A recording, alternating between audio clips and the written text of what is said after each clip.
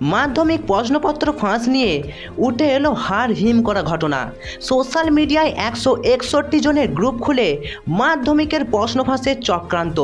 ধরা পড়ল গ্রুপের অ্যাডমিন সহ 12 জনের পরীক্ষা বাতিল করল মধ্যশিক্ষা পর্ষদ। পর্ষদের চোখ এড়াতে কিউআর কোডে লাল কালির ব্যবহার। লাল কালি বিশেষ পদ্ধতিতে তুলে 161 জনের গ্রুপ খুলে মাধ্যমিকের প্রশ্ন ফাঁসের চক্রান্ত। অ্যাডমিন সহ ধরা পড়ল 12 জন। শুক্রবার মাধ্যমিকের বাংলা পরীক্ষা চলাকালীন প্রশ্নপত্র ফাঁস হয়ে গিয়েছিল। তা নিয়ে রাজ্য জুড়ে শোরগোল পড়ে। সেই ঘটনারই পুনরাবৃত্তি হলো শনিবার ইংরেজি পরীক্ষার দিনেও। মাধ্যমিকের প্রশ্ন ফাঁসের ঘটনায় একটি চক্রের হদিশ পেল মধ্যশিক্ষা পর্ষদ। পর্ষদ কর্তারা জানতে পেরেছেন সোশ্যাল মিডিয়ায় গ্রুপ খুলে মাধ্যমিকের ইংরেজি পরীক্ষার প্রশ্নও ছড়িয়ে দেওয়া হয়েছে। শনিবার ওই ঘটনায় বেশ কয়েকজন পরীক্ষার্থীর পরীক্ষা বাতিল হয়েছে। তাদের মধ্যে একজন আবার ওই সমাজ মাধ্যম গ্রুপের অ্যাডমিনও। শুক্রবার মাধ্যমিকের বাংলা পরীক্ষা চলাকালীন প্রশ্নপত্র ফাঁস হয়ে গিয়েছিল। তা নিয়ে রাজ্য জুড়ে শোরগোল পড়ে। সেই ঘটনারই পুনরাবৃত্তি হলো শনিবার ইংরেজি পরীক্ষার দিনেও। পরীক্ষা শুরু হওয়ার 1 ঘন্টার মধ্যে সমাজ মাধ্যমে প্রশ্নপত্রের ছবি ভাইরাল হয়ে যায়। শুক্রবার প্রশ্ন ফাঁসে যে 2 পরীক্ষার্থীর নাম জড়িয়েছিল তারা মালদহের। শনিবারও ধরা পড়া 12 জনের মধ্যে 11 জনই ওই জেলার। পর্ষদ জানতে পেরেছে মালদহের এনায়েতপুরে হাই স্কুল থেকে ইংরেজি পরীক্ষার প্রশ্ন ফাঁস হয়েছে। ওই স্কুলে সিট পড়েছিল গোপালপুর হাই স্কুলের পরীক্ষার্থীদের। প্রশ্ন ফাঁসে জড়িত পরীক্ষার্থীদের চিহ্নিত করার পর তাদের মোবাইল ফোন বাজেয়াপ্ত করে পর্ষদ। আর সেই ফোন ঘেটেই জানতে পেরেছে পর্ষদ কর্তারা মাধ্যমিক পরীক্ষা শুরু হওয়ার আগেই সোশ্যাল মিডিয়ায় গ্রুপ খুলে প্রশ্ন ফাঁসের চক্রান্ত করা হয়েছিল। পর্ষদ সভাপতি রামানুজ বন্দ্যোপাধ্যায় জানিয়েছেন সমাজ মাধ্যমের ওই গ্রুপটিতে মোট 161 জন সদস্য রয়েছে। এনায়েতপুর হাই স্কুল থেকে যে কজন পরীক্ষার্থীকে ধরা হয়েছে প্রশ্ন ফাঁস করার জন্য তাদেরই একজন ওই গ্রুপের অ্যাডমিন। বাকি সদস্যদের পরিচয় কি, তারা মাধ্যমিক পরীক্ষার্থী কিনা সে বিষয়ে পর্ষদের তরফে কিছু জানানো হয়নি।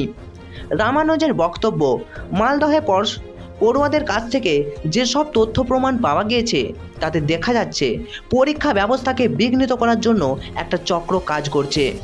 পর্ষদকে কালিমালিপ্ত করার জন্যই এই কাজ। এর বলি হচ্ছে মাধ্যমিক পরীক্ষার্থীরা।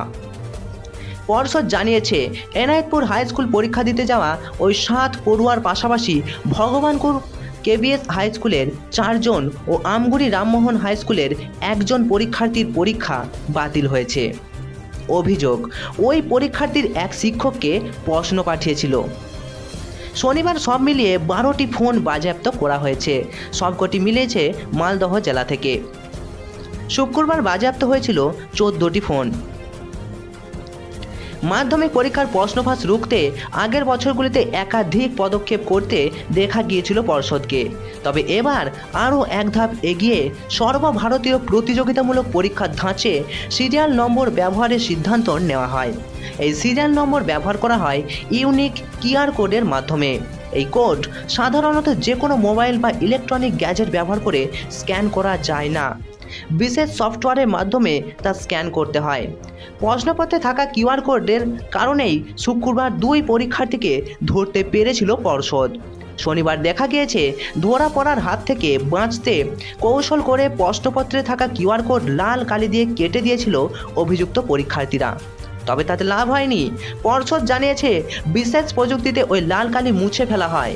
আর এরপর কিউআর কোড স্ক্যান করে পর্ষদের কর্মীরা জানতে পারেন কোন জায়গার কোন পরীক্ষার্থীর হাতে ওই প্রশ্নপত্র পড়ে। কারণ ওই কোডে যে সিরিয়াল নম্বরটি এনস্ক্রিপ্টেড রয়েছে সেই কোড দেখেই বোঝা যায় প্রশ্নপত্রটি কোন জেলায় গিয়েছে। শুধু তাই নয়, কোন স্কুলে ওই প্রশ্নপত্র গিয়েছিল তাও জানা যায় সিরিয়াল নম্বর থেকে। তারপর স্কুলের সঙ্গে যোগাযোগ করে জানা গিয়েছে কোন পরীক্ষার্থীর হাতে সেই প্রশ্নপত্র পড়েছিল। মাধ্যমিক শুরুর প্রথম 2 দিনেই পরীক্ষা চলাকালীন প্রশ্নপত্র ফাঁস নিয়ে উদ্বেগ প্রকাশ করেছে রাজ্যের শিক্ষা মহলের একাংশ। তবে পুরো বিষয়টি চক্রান্ত বলেই মনে করছে মাধ্যমিক শিক্ষা পর্ষদের সভাপতি রামানুজ।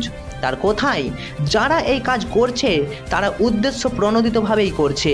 আমরা ব্যবস্থা নিচ্ছি, যেমনটা বাংলা পরীক্ষার সময়ও করা হয়েছিল। বিষয়টা আমরা খতিয়ে দেখব। তারপর ব্যবস্থা নেব। সব পরীক্ষার্থী মনোযোগ দিয়ে পরীক্ষা দিচ্ছে, শুধুমাত্র মালদহ জেলা থেকেই কেন এমনটা হচ্ছে তা খতিয়ে দেখা হবে। কিউআর কোড মুছে ফেলার চেষ্টা করা হয়েছে মানে স্পষ্ট যে সচেতনভাবেই করেছে। এটা স্বাভাবিক নয়, মনে হয় বড় চক্রান্ত চলছে। পর্ষদ এখন কি করে সেটাই এখন দেখার বিষয়। Bureau report, news ACS Bangla.